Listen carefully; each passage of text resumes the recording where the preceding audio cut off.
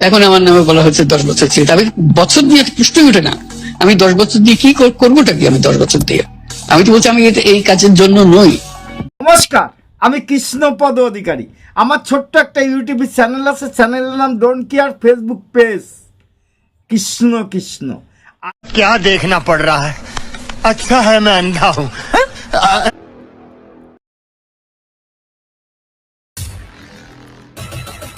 কৃষ্ণ কৃষ্ণ। আজকে আমি বাংলাদেশের কিছু গণ্ড মূর্খদের নিয়ে কথা বলবো। যদি বলেন কি গণ্ড মূর্খ, সেই কথাগুলো কেন বলবো আর কি বিষয় বলবো আমার ভিডিওর মধ্যে পাবেন। কারণ কত বড় অপদার্থ না হলে এই কর্মকাণ্ডের সঙ্গে যুক্ত হতে পারে না। তাই আমার চ্যানেল নাম don't care, Facebook page Krishna Krishna. যদি ভিডিওটা ভালো লাগে লাইক শেয়ার কমেন্ট করবেন। আপনাদের সঙ্গে আমি আছি অন্যায়ের বিরুদ্ধে মানুষের স্বার্থে কথা বলার জন্য।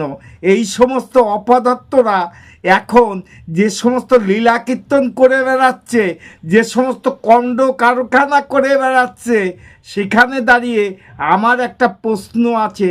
জাতির জনক বঙ্গবন্ধুর যারা মাথায় প্রস্রাব করে, যাদের ছবি রাখাও আপত্তি, সেখানে দাঁড়িয়ে জাতির জনকের বঙ্গবন্ধুর সমস্ত আদর্শকে ফেলে রেখে যে বাংলাদেশ, বাংলার যে ভাষা আন্দোলনে এবং বাংলাদেশ স্বাধীন করার যার মূল ভূমিকায় ছিল, তার আজকের পরিণতি দেখেন।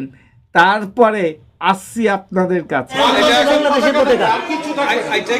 আপনার যে দাবি আমি নোট নিলাম।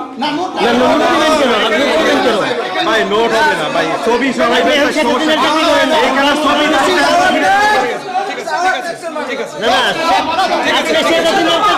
বাংলাদেশি বাংলাদেশের চাকরি করেন, নামান সব নামান।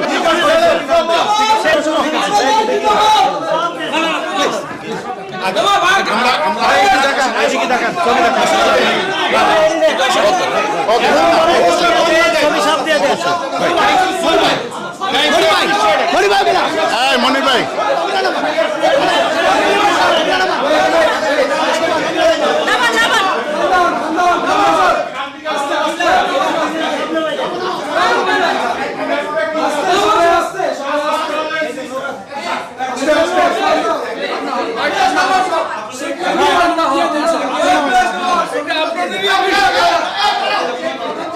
আপনি না আমি না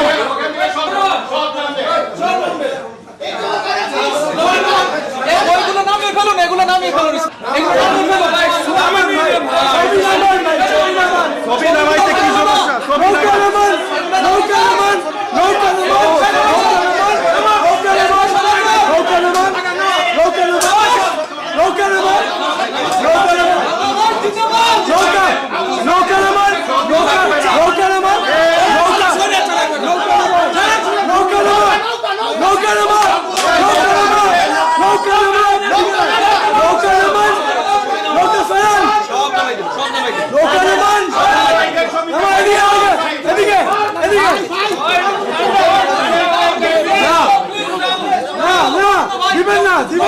দেখলেন তো ভিডিওটা দেখার পরে আপনাদের কি মনে হবে জানি না।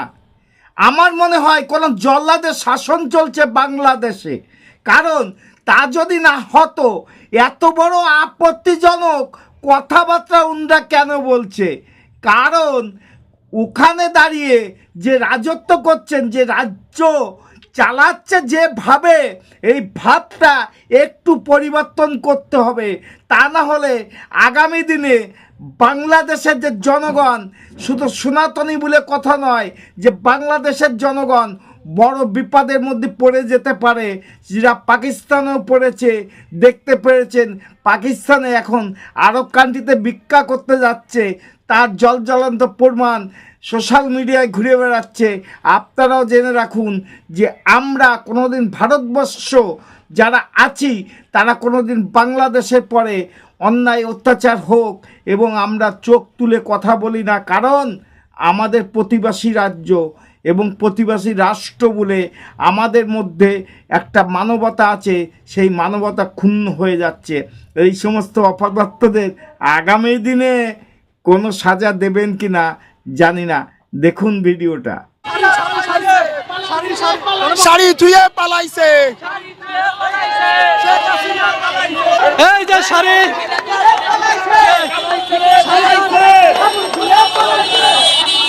ফল নিয়ে আসছি, এই যে মাথায় বুলেট ভাই দেখেন, এই নিয়ে গেছি। হ্যাঁ, এই যে ডাক্তার দেখাইতে পারি নাই ভাই, ঘরে বন্দি ছিলাম। এগুলো কি গণভবন থেকে আসছে নাকি? এই কোথা থেকে? গণভবন থেকে দেখেন লুটপাট করে নিয়ে আসছে। এটা কোথায়? গণভবন দেখে দেখে দেখে দেখে কি নিয়ে আসছেন গণভবন থেকে? মাছ নিয়ে আসছি, আর এটা নিয়ে আসছি। গণভবন থেকে নিয়ে আসছে এটা, মাছের মাথা নিয়ে আসছে। মাছের মাথায় পাইছি, মাথায় নিয়ে আইছি। যদি শেখ হাসিনার মাথা পাইতাম তাহলে শেখ হাসিনার মাথা নিয়ে আসতাম। দেখলেন তো ভিডিওটা। এই সমস্ত অপদার্থরা কি করতে পারে না করতে পারে সেটা বুঝার আপনার অনেক বাকি নেই, কিন্তু আপনারা বুঝে নিয়েছেন।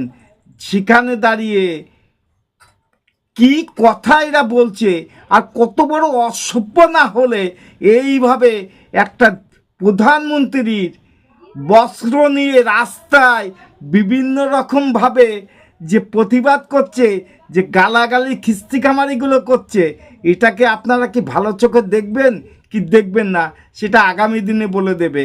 তবুও আমি একটু মানুষের স্বার্থে, মানুষের পাশে দাঁড়ানোর জন্য একটু কথা বলি।